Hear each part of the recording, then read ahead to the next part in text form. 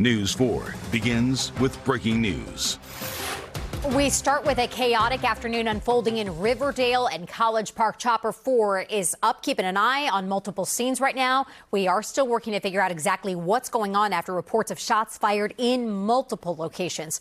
Police say they have at least one victim, and the most active scene right now appears to be 67th Avenue and Patterson Street in Riverdale. A car is actually upside down. This is Chopper 4's vantage point of it, right below that silver cruiser. There you get a better view of it. So we are still making calls on that. Thank you for joining us. I'm Erica Gonzalez. As we said, police, fire, ambulance crews are at multiple locations. We also know that several schools have been placed on lockdown as police work these scenes. We want to go out to News 4's Paul Wagner on that scene near 67th and Patterson that we just showed you. Paul, talk us through. We understand that there seems to be a witness or some witnesses to what may have happened there. What have they said?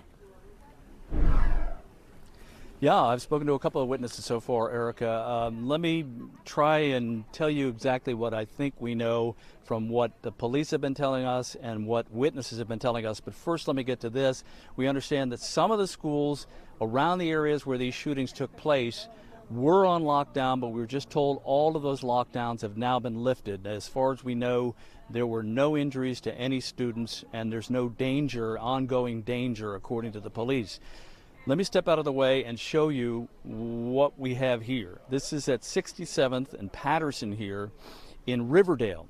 That Chevy Impala, according to two witnesses I have spoken with, say that they saw this Chevy Impala coming up 67th at a very high rate of speed. And as it entered this intersection, it struck another car, and it was driving so quickly that the car just turned over and flipped over. And as you can see, it's on its top. You can see that the airbags have deployed. What happened then is incredible, according to these witnesses. A man got out of the car with a long gun and then began firing that long gun. And you can see that there are shell casings here on the scene. You can see that there are evidence markers on the ground. I can see some of the shell casings. They do look like they came from long guns. There's a car over just to the right of the Impala. It's a BMW, a blue BMW, and it's got damage to the front of it, and it's in this crime scene.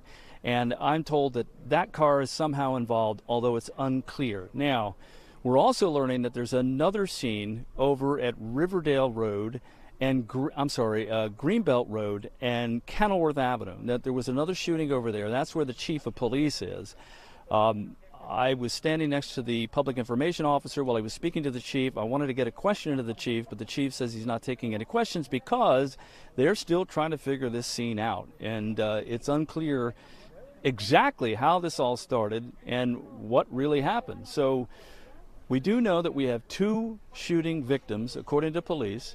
One is critical, one has 9 non-life-threatening injuries, and then there is one person in custody, according to police. So, wild scene out here in Riverdale. We also have a scene over here as I was driving in at the BW Parkway that we're still trying to figure out, which is right there at Riverdale Road and the BW Parkway. So, but right now the police are saying they have two scenes.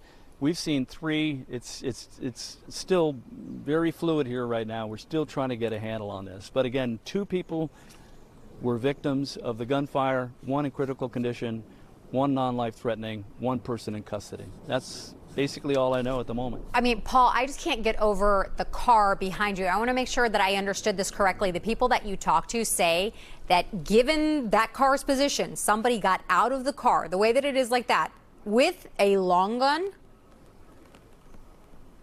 That's correct. Wow. I've talked to a couple of people, people who heard the gunfire, and then I've just talked with a woman who actually saw it happen. She said he was a tall, thin, black male who jumped out with that long gun and then began firing, and she was unclear as to exactly where he was firing the gun at. And then he took off running. And the police are saying they have now him in custody at this point.